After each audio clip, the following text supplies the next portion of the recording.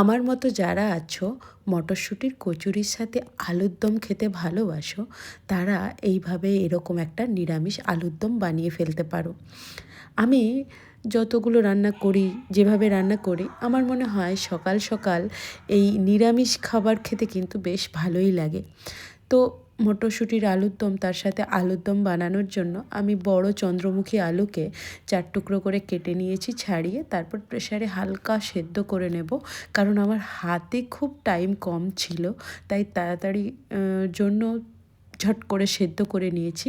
আর tomato পেস্টের সাথে আদা, জিরে, হলুদ, জিরে ধনে গুঁড়ো, লঙ্কা, আর তার সাথে দিলাম একটা দারচিনি, সব একসাথে মিশিয়ে পেস্ট বানিয়ে নিয়েছি। কড়াইতে তেল গরম করে শুকনো লঙ্কা, জিরে ফোড়ন দিয়ে দুটো বড় টমেটো বড় বড় পিস করে কেটে দিয়ে দিয়েছি। তার সাথে সমস্ত মশলার পেস্টটা অ্যাড করে দিয়েছি, আর দিয়েছি কিছু মটরশুঁটি কাঁচা।